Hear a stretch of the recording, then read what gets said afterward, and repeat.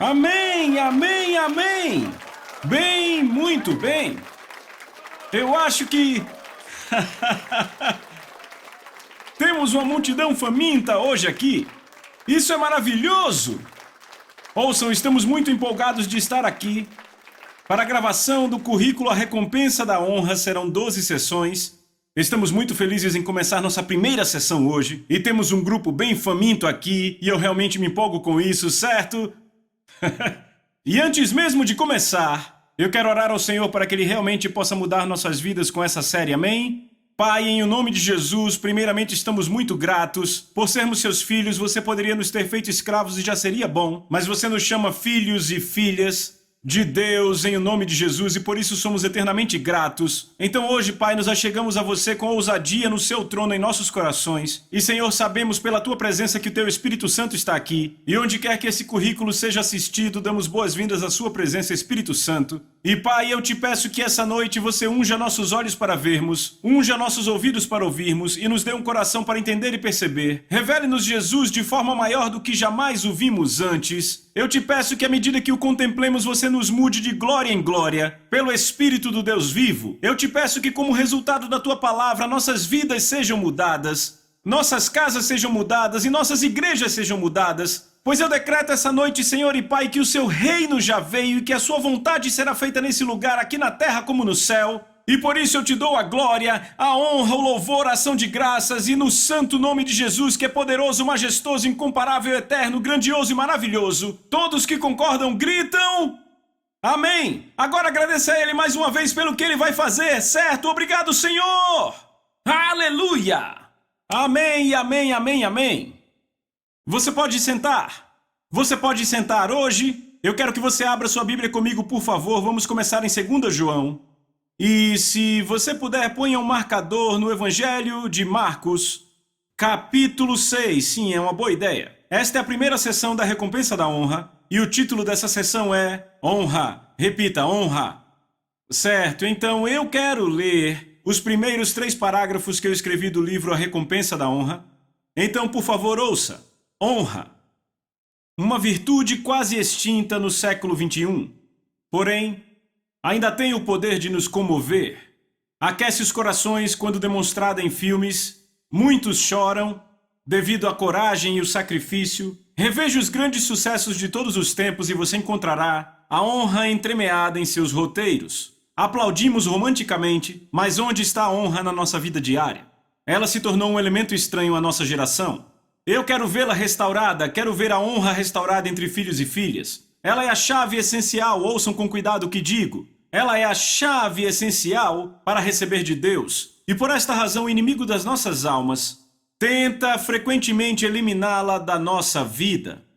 Ela traz grandes recompensas, recompensas que Deus deseja que você receba. Você está prestes a embarcar em uma jornada que vai te levar ao coração de Deus. Ela vai afetar a sua vida de uma forma muito prática, muito embora seja uma análise profunda e espiritualmente revelada da palavra de Deus. Muitos não a descobrem até ser tarde na vida. Por esta razão, João apóstolo urgentemente escreve. E é aí que vamos começar em 2 João no verso 8, tem apenas um capítulo. Em 2 João, então no verso 8 lemos: Acautelai-vos, repitam, eu vou me acautelar. Ou seja, essa mensagem não é para a pessoa ao seu lado, certo? Então, esposas, essa mensagem não é para o seu marido. Maridos, essa mensagem não é para suas esposas, certo? Acautelai-vos para não perderem estas coisas pelas quais trabalhamos. Veja, esta é uma declaração muito sóbria. Você pode perder aquilo pelo que trabalhou. Você ouviu o que ele disse. Veja, sabe o que é interessante? Veja, antes de eu falar sobre isso, deixa eu dizer isso, João, o apóstolo, quando ele escreve essa carta, está nos seus 90, ok? Então, ele já está bem avançado nos anos, certo? E eu não sei se tem alguém nos 90 aqui, mas se tiver, eu quero dizer, eu não vou ficar velho, eu posso ter 102 anos, mas eu serei jovem. Eu acho que a idade tem muito a ver com a forma como você pensa, a forma como vive, a forma como fala, estão comigo? E a Bíblia diz que somos renovados dia após dia, pelo Espírito de Deus, amém? Aleluia, então vou permanecer jovem enquanto você, amém? Então João é esse jovem com 90 anos, certo? quando ele escreve, eu descobri que muitas pessoas, quando são fiéis a Deus, por anos e anos no ministério, o que acontece é que elas adquirem o que eu chamo de a unção do avô ou da avó em suas vidas. Como assim a unção do avô? Sabe, quando alguém é fiel a Deus no ministério por anos e anos e anos, Deus põe essa unção e esse peso sobre suas vidas. E o que acontece é que elas conseguem chegar ao coração do assunto mais rápido do que outras pessoas, entendem? Às vezes você senta e fala com alguém que precisa de 5 parágrafos para uma sentença. Não com uma pessoa que tem a unção do avô ou da avó. Eles chegam direto ao ponto e podem dizer tanto com poucas palavras. E sabe o que eu aprendi? As palavras são pesadas, repitam, pesadas. Eu lembro quando Lisa e eu e nossos 4 filhos tivemos o privilégio de sentar na sala de estar da Evelyn e do Oral Roberts há anos atrás. Foi cerca de 3 semanas antes da Evelyn ir para o Senhor. E eu lembro que ficamos lá por 2 horas e falamos com eles. E tanto Oral quanto Evelyn estavam ambos dizendo frases, apenas uma frase. E eu vou ser honesto com vocês, até hoje, 2 anos depois, eu ainda estou mastigando essas frases. Elas têm um peso, uma autoridade, um poder. E é aí onde João está em sua vida. E você tem que entender que esse pequeno verso, segundo João 8, eu tenho meditado nele há 2 anos. Sabe, esse pequeno verso eu tenho ensinado, meditado e meditado, porque há tanto no que ele diz, certo? Então ele diz, acautelai-vos para não perder aquilo pelo que trabalhou. Então você pode perder aquilo pelo que trabalhou. Agora temos uma declaração muito sóbria aí, ok? Sabe, é por isso que Jesus disse, aquele que persevera, o que persevera até o fim, certo? O cristianismo não é uma corrida de velocidade. É uma corrida de resistência. Não é como começamos a corrida que conta, mas como terminamos. E então aqui está João, numa idade muito avançada, dizendo, acautelai-vos, tenham cuidado, cuidem de si mesmos, para não perderem aquilo pelo que trabalharam. Então você pode perder aquilo pelo que trabalhou. Há exemplos bíblicos. Sabe, vejam os filhos de Israel, por anos e anos e anos eles clamaram para que Deus os libertasse. Estavam no Egito, sob cativeiro, tinham o algoz do faraó dando açoites neles, matando seus filhos. Eram pessoas desesperadas por libertação, e Deus finalmente envia a libertação por uma pessoa chamada Moisés. Moisés os tira e os leva para o deserto, e eles continuam, um passo após o outro, continuam a reclamar e reclamar, murmurar e murmurar. Você já pensou por que Deus não gosta de reclamação? Já se perguntou? Sabe, você já notou que em 1 Coríntios 10, há os 5 grandes que Deus odeia? Sabe, naquela lista, imoralidade sexual, idolatria, tentar a Deus, mas sabe, um deles é reclamação. Por que Deus não gosta de reclamação? Porque reclamação é um insulto ao caráter dele. Reclamação é dizer a Deus, eu não gosto do que você está fazendo na minha vida, se fosse eu faria diferente. É uma absoluta falta de temor do Senhor, é um tipo de rebelião e é uma completa desonra. Repitam, desonra. Então os filhos de Israel só fazem reclamar, é um padrão que estabeleceram em sua vida. Repita, padrão. Eles reclamam, reclamam, reclamam, reclamam. E então o que acontece? Bem, quando reclamavam, normalmente não custava muito a eles, não é? Talvez foram espancados um pouco por Deus de algumas formas, sabe? Mas desse ou daquele jeito você volta e lê lá no livro de Êxodo. Mas então enviaram 12 líderes para a terra prometida que Deus tinha dado a eles. Mas então 10 daqueles líderes que eles enviaram voltam e dizem, ei, há gigantes lá, eles têm armas de destruição em massa, ok? Eles têm tanques enormes, são gigantes, sabe? E queremos proteger nossas mulheres e filhos, e a maioria da multidão diz, ah, sim, obrigado por nos proteger. Mas o que é fantástico é que Josué e Caleb se levantam e dizem, ei, poderemos vencer. Mas o impressionante é que aqueles 10 líderes influenciaram aquela congregação e isso custou a eles todo o chamado de Deus em suas vidas. A vontade de Deus é que eles entrassem naquela terra prometida, este era o plano de Deus. Mas porque eles começaram um padrão de reclamação, eles perderam tudo. Estão comigo? Veja, Roboão era filho de Salomão. Como príncipe, ele e seus parceiros provavelmente riam e caçoavam dos conselheiros do pai dele e do seu próprio pai. Porque, sabe, Salomão tinha conselheiros muito sábios e provavelmente caçoavam dizendo, esses caras são tão quadrados. Por que eles fazem isso? Por que fazem aquilo? Sabe, eu vou dizer, quando eu for rei, eu vou fazer as coisas diferentes, sabe? Então, finalmente, Salomão vai ter com seus pais e Roboão, ele vira rei. Então o povo vai a Roboão e diz, veja, o seu pai era um pouco duro conosco, ok? Dá para você aliviar a carga. Sabe, os impostos dele eram altos, a carga era pesada, dá para aliviar. Então Roboão vai imediatamente aos conselheiros do seu pai e pergunta o que dizem. E eles dizem, veja, se você diminuir a carga deles, você ganha o coração deles para sempre. Mas Roboão diz, eu vou para os meus parceiros. Ele vai aos seus parceiros e diz, caras, o que dizem? Ah, você tem que mostrar a eles quem é o cara agora, vamos. Você tem que mostrar que você é o rei. Então diz a eles, ah, vocês acham que meu pai era pesado? O meu dedo midinho é mais pesado que o meu pai. Certo? Então o povo volta e Roboão dá a resposta que seus parceiros deram. O que acontece? Ele perde 10 das 12 tribos de Israel. Ele perdeu tudo em um simples momento. Era um momento definidor de vida. Estão comigo? Ei, estão comigo? Era isso que João estava falando. Tenham muito cuidado para não perder o que conquistaram. A forma como você se coloca num lugar pode fazer você perder tudo o que conquistou. Entre num padrão de fazer o que é certo. Um padrão de obedecer a palavra de Deus, mesmo quando parece que não funciona para você. Mesmo quando parece não te beneficiar, ainda assim você obedece. Sabe, eu descobri que crescemos no Espírito quando obedecemos a Deus em tempos difíceis. Não quando o sol está brilhando. É nas tempestades da vida que nos recusamos a desobedecer ou pôr em risco o que a palavra diz e dizemos, certo, eu vou obedecer. Não importa o que pareça. Desenvolvemos um padrão porque sabe, quando esses momentos definidores de vida chegam, não sabemos.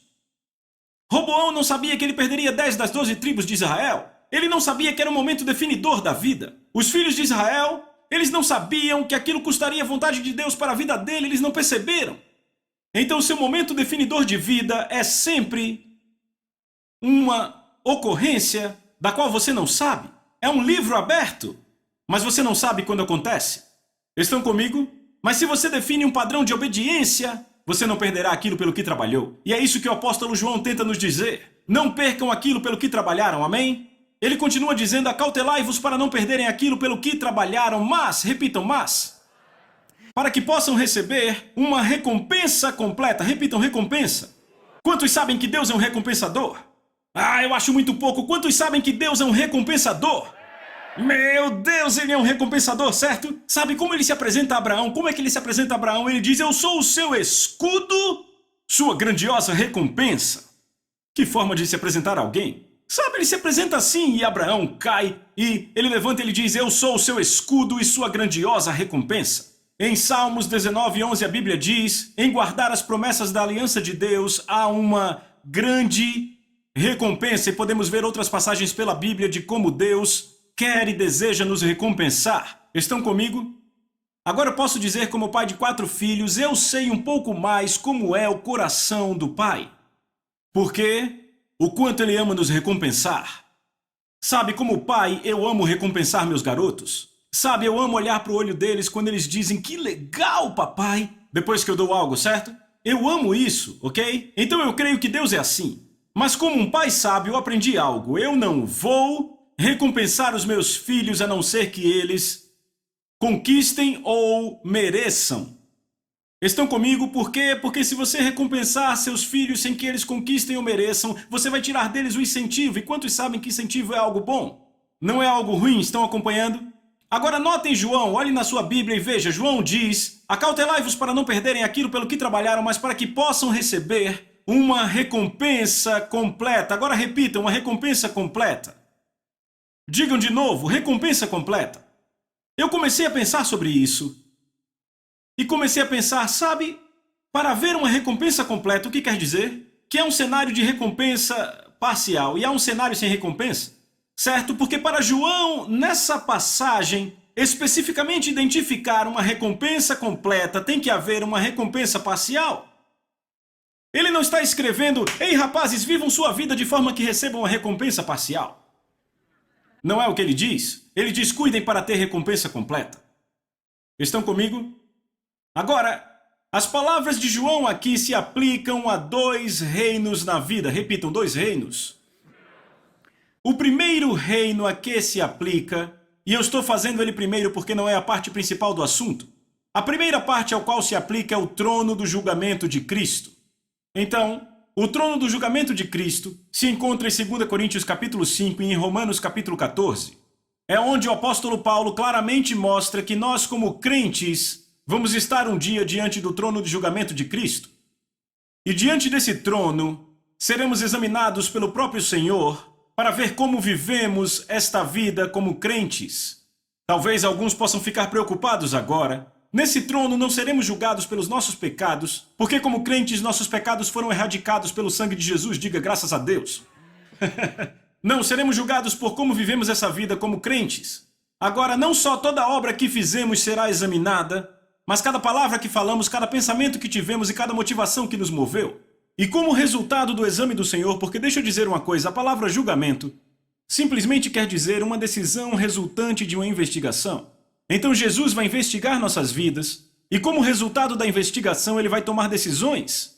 E a Bíblia é muito clara que as recompensas que podemos receber e as perdas que podemos sofrer se referem a tudo, ouçam isso, em qualquer lugar, desde reinar ao lado de Cristo para sempre, até ao ponto de ter tudo o que fizemos queimado. É um alcance bem grande, não é? A primeira seria a recompensa completa e a última, nenhuma recompensa e tudo entre elas seria recompensa parcial. E sabe o que mais é interessante? Hebreus capítulo 6, verso 2 nos diz que esses julgamentos ou decisões que ele vai tomar sobre nossas vidas são eternos. Repitam, julgamentos eternos. Ou decisões eternas, ou seja, as decisões que ele tomar sobre nossas vidas, não haverá mudanças para elas, não haverá nenhuma variação, não haverá nenhuma emenda, permanecerão para sempre. O que isso me diz, então, é que o que eu faço com a cruz determina onde vou passar a eternidade, todos sabemos disso, céu ou inferno. No entanto, a nossa vida como crentes determina como vamos passar a eternidade. Agora, eu falo disso em profundidade no livro chamado Movido pela Eternidade. Neste, a recompensa da honra, vamos um passo adiante, falamos do segundo aspecto do qual João escreve. Repita, o segundo aspecto. O segundo aspecto do qual João está falando é o seguinte: esta vida, repitam, esta vida. 1 Timóteo 4,8 declara, prestem atenção aqui. Paulo diz, a piedade é proveitosa para tudo, tendo a promessa da vida que agora é, repitam, agora é, e a que há de vir.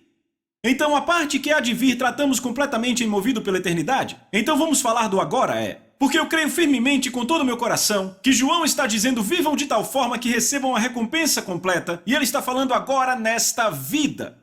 Aleluia! Porque deixa eu te dizer, Deus o Pai, o nosso Pai, quer nos recompensar nesta vida. Repita, nesta vida.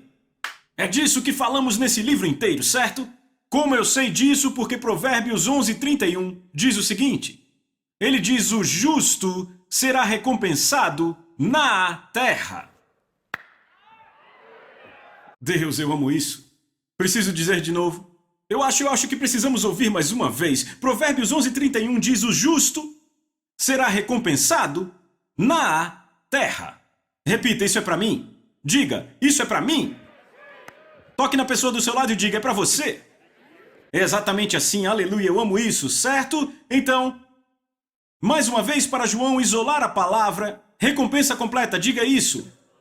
O que isso quer dizer? Quer dizer que existe o quê? Um cenário de recompensa completa, um cenário de recompensa parcial e há um cenário de nenhuma recompensa. Agora eu comecei a meditar sobre isso nos últimos anos e eu comecei a pensar, certo, espera aí. Se há um cenário de recompensa completa, parcial ou nenhuma no trono do julgamento, e Deus vai recompensar também nessa vida, vai haver a mesma coisa nessa vida? Haverá pessoas nessa vida que receberão recompensa completa de Deus. Haverá pessoas que receberão recompensa parcial de Deus. Muito embora Ele queira dar a elas recompensa completa. E haverá pessoas nessa vida que não receberão recompensa de Deus, embora Ele queira que elas recebam recompensa completa. Todos repitam agora bem alto. Deus quer que eu tenha recompensa completa. E você diz, espera aí, John, como você sabe disso? Porque Deus disse, cuidem para que não percam aquilo pelo que trabalharam, mas que recebam o quê? Esse não é o apóstolo João, é o Espírito Santo, porque toda a Escritura foi dada por inspiração de Deus. Então Deus quer que você tenha recompensa completa. Repita, recompensa completa. Então eu comecei a meditar sobre isso e eu disse, peraí, ok, vamos ver se isso é realmente verdade. Comecei a meditar nos evangelhos e eu comecei a pensar, uau, peraí, houve pessoas nos evangelhos.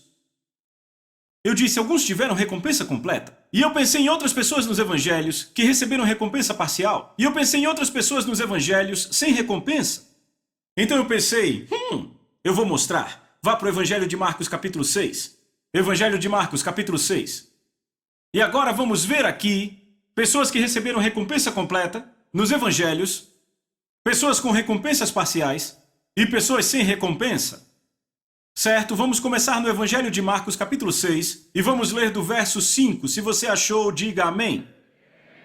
Lemos no verso 5, agora ele aqui é Jesus, não pôde fazer nenhuma obra poderosa lá, a não ser impor as suas mãos em alguns poucos doentes e curá-los. Você pode ler isso comigo de novo? Jesus não pôde fazer nenhuma obra poderosa lá a não ser impor suas mãos em alguns poucos doentes e curá-los. Ele não pôde fazer obras poderosas, apenas impôs as mãos sobre alguns doentes. Talvez alguma dor de cabeça, algum artrite ou dor nas costas. Estão comigo? Agora notem as palavras. Ele não pôde fazer nenhuma obra poderosa. Você viu isso?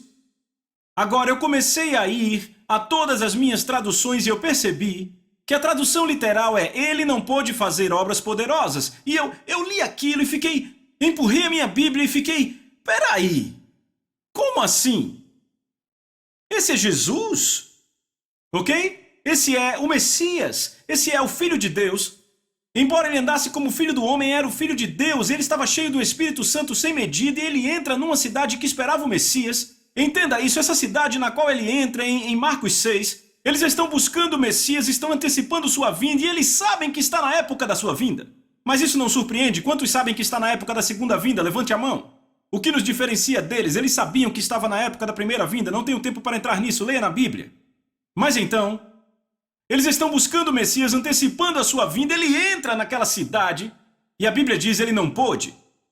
Agora, eu empurrei minha Bíblia e disse, peraí, eu entenderia, ele não realizou obras poderosas. Porque ele não realizou tem a ver com a vontade dele. Estão comigo? O simples fato de dizer que ele não pôde quer dizer o quê? Ele foi impedido. Esse é o Filho de Deus com o Espírito sem medida e ainda assim ele é impedido, ele não pode fazer nenhum milagre, não pode curar um cego, não pode curar um surdo.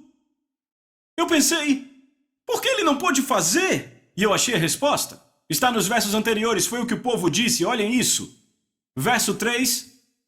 As pessoas se olhavam e diziam, de onde esse homem recebe essas coisas? E que sabedoria é esta que é dada a ele? E essas obras poderosas que são feitas por suas mãos, porque ele falou sobre as coisas que aconteciam em outras cidades. Este não é o carpinteiro, filho de Maria, o irmão de Tiago, José, Judas e Simão, e não vivem aqui entre nós suas irmãs? Então ficaram ofendidos com ele. Veja o verso 4. Mas Jesus disse a eles, não há profeta sem honra. Repitam, honra. Diga de novo. Diga de novo. Diga de novo. Não há profeta sem honra senão na sua terra, entre seus parentes e na sua própria casa. O que está acontecendo aqui?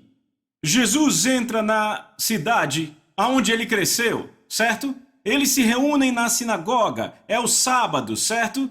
Quando eles estão na sinagoga no sábado, Jesus entra, pega o pergaminho de Isaías, abre-o em um determinado lugar e ele começa a ler, o Espírito do Senhor Deus está sobre mim, porque ele me ungiu para pregar o evangelho aos pobres, certo? Então, está no Evangelho de Lucas. Nada está fora do lugar aqui, ok? Nada muito chocante, é uma parte familiar das Escrituras para eles. Estão acompanhando? Sabe, seria como alguém na nossa igreja hoje se levantar e começar a ler as bem-aventuranças, ok? Bem-aventurados os pobres. Ou começarem a ler o Pai Nosso que estás nos céus, ok, já sabemos o que vem a seguir. Então ele continua a ler, certo? A única pequena coisa fora do lugar é porque esse jovem homem está lendo as Escrituras ao invés dos experimentados rabis e mestres da lei, ok? Então ele continua a ler, o Espírito de Deus está sobre mim, mas em determinado momento Jesus solta a bomba. E em Lucas nós lemos, ele disse, neste dia essa Escritura se cumpre diante de vós. E então ele começa a falar dos grandes milagres que estão acontecendo em outras cidades e ele dá uma forte mensagem profética. Quando isso acontece, as pessoas começam a se entreolhar e eles ficam, o quê? E eu consigo ver uma mulher olhando para outra e... Esse é Jesus, ele estava na aula de matemática da minha sobrinha. E outro cara fala, esse é Jesus, ele era do time de futebol do Benjamin.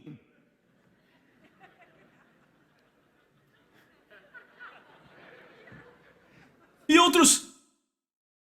Ele morava do nosso lado. E outro casal se olha e diz: foi ele que fez a mesa da nossa cozinha? Estão vendo isso? O que está acontecendo aqui? Eles pensam, quem ele pensa que é? O Espírito de Deus está sobre mim? Veem, essas pessoas tinham uma imagem mental, repitam, imagem mental, de como o Messias viria. E essa imagem mental foi desenvolvida pelo mesmo livro, Isaías, de outra passagem familiar no capítulo 9, que diz: o menino nos nasceu, um filho se nos deu, o governo está sobre os seus ombros e o seu reino não terá fim. Então essas pessoas estavam familiarizadas com essa passagem porque era uma das promessas do Messias, e elas esperavam que o Messias viesse como um sábio rei conquistador, que ia libertá-las da opressão romana e que ia estabelecer o trono de Davi e governar sobre aquele trono para sempre. Mas quando Jesus vem como um deles, com um monte de gente da máfia e prostitutas seguindo ele, eles dizem: ei, espere, não era assim que nós esperávamos que o Messias viesse. Estão comigo? E o interessante é que o conceito dele se desenvolveu do Velho Testamento. Estão comigo? Não era assim que esperávamos e como resultado não lhe deram honra. Agora, sabe, isso me mostra algo realmente interessante. Sabe o quê? Muitas vezes Deus vai nos enviar o que precisamos num pacote que não queremos. Alguns vão entender daqui a pouco. Repito, muitas vezes Deus vai te enviar o que você precisa num pacote que você não quer. Por que é assim? Para você saber que Ele é Deus. Estão comigo? A chave para entender por que essas pessoas não viram obras poderosas no meio delas, com Jesus, é porque não deram a Ele a honra que Ele merecia. Retiveram honra para Ele, é por isso que Ele disse: não há profeta sem honra senão na sua terra, entre seus parentes e na sua casa. Repitam a palavra honra. Certo? Digam de novo. Toda a chave é a honra.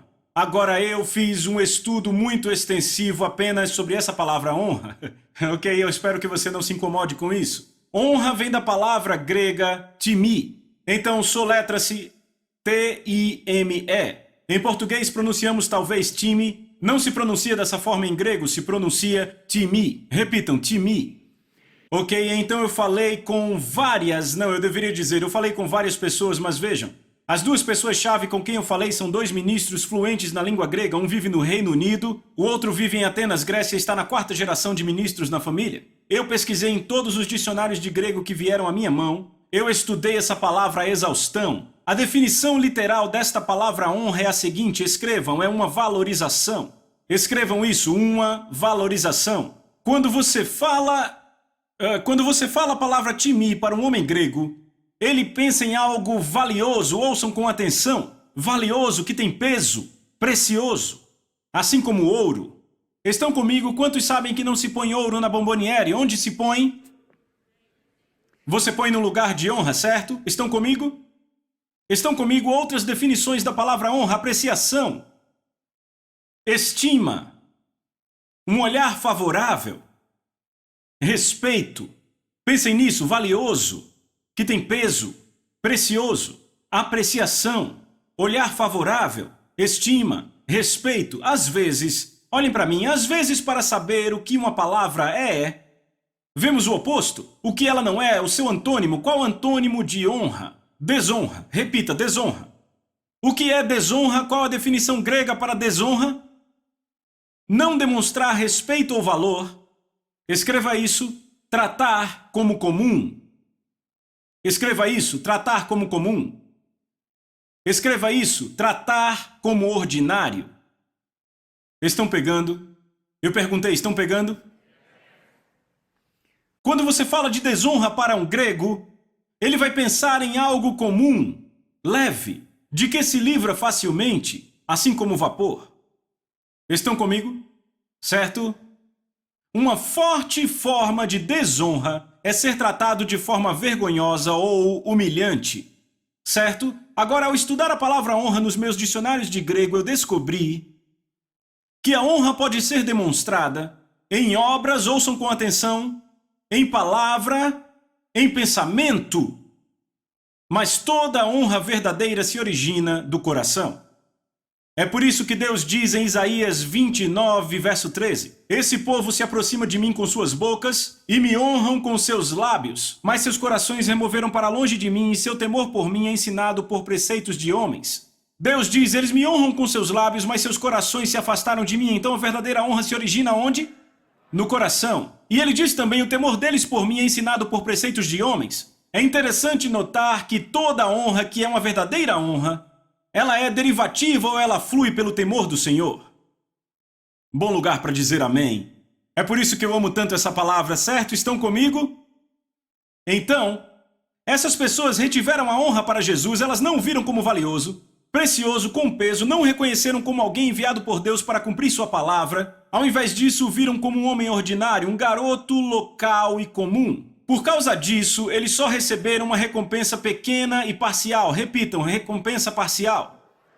Talvez foram curadas algumas artrites, dores de cabeça, dores nas costas. Jesus, ouçam aqui, Jesus não pôde cumprir sua missão, a vontade de Deus, porque eles o restringiram por reterem a honra. Por isso só receberam recompensa parcial. Estão comigo? Então, no Evangelho de Lucas, capítulo 5, vou falar rapidamente. Lucas, capítulo 5, Jesus está ensinando numa grande casa. Repita, uma grande casa. Certo, é uma casa muito grande porque a Bíblia diz que havia uma multidão de mestres e pregadores lá, certo? Provavelmente algumas centenas de pessoas na sala de estar daquela casa e Jesus está pregando. Estão comigo? E a Bíblia diz o seguinte, que o poder do Senhor estava lá para curar a eles. Repitam, eles. Quem são eles? Os mestres e pregadores, certo? Agora, quantos sabem que Deus não desperdiça nada? Não ouvi muitos améns, eu vou tentar de novo. Quantos sabem que Deus nunca desperdiça nada? Veja Jesus alimentando os 5.000 e os 4.000. Ele coletou toda a sobra dos peixes e dos pães, certo? Enquanto nós teríamos jogado no lixo, Jesus fez o quê? Ele coletou tudo, porque Deus não desperdiça nada, certo? Então, se o poder do Senhor estava lá, presente para curá-los, sabe o que isso quer dizer? Pelo menos um deles, e provavelmente pela minha experiência com centenas de pessoas, algumas dúzias de pessoas precisavam ser curadas ali. Certo? Se ninguém precisasse ser curado, o poder de Deus não estaria ali, porque Deus não desperdiça nada. Mas sabe o que mais? Ninguém foi curado. Não até que alguns homens chegaram com um paralítico e tinham esse cara numa maca, carregado, e não conseguiam entrar porque havia muitos mestres e pregadores ali. Então eles vão para o telhado, afastam as telhas, eles descem o homem, e a Bíblia diz que quando Jesus viu a fé deles, ele disse: homem, os seus pecados estão perdoados. Quando Jesus fez essa declaração, a Bíblia diz que os mestres e pregadores apenas pensaram o seguinte, repitam, apenas pensaram isso. Eles não disseram nada, eles pensaram consigo mesmos, a Bíblia diz. Como assim? Ele pode perdoar pecados? Apenas Deus perdoa pecados. E sabe o que a Bíblia diz? Quando Jesus percebeu seus pensamentos. Eles não disseram nada. Deixa eu te dizer, pensamentos contam. Boa pregação, John. Amém. Eu vou ajudar alguns aqui. Quando ele percebeu seus pensamentos. Uau! O que é mais fácil dizer? Seus pecados estão perdoados ou levanta e anda? Então, para que saibam que o Filho do Homem é poderoso para perdoar pecados, ele disse ao paralítico: levanta-te e anda. Sabe o que a Bíblia diz? Que os homens se levantaram, pegaram suas coisas e foram embora. E sabe o que mais? Sabe o que mais a Bíblia diz? Os mestres e pregadores grandemente se impressionaram. Impressionados, mas sem receber nenhuma cura. Eles não tiveram recompensa nenhuma. Por quê? Porque desonraram Jesus. Apenas nos seus pensamentos. Acabamos de terminar a sessão 1. Então, na próxima semana, vamos para a sessão 2. Vejo vocês lá. Amém.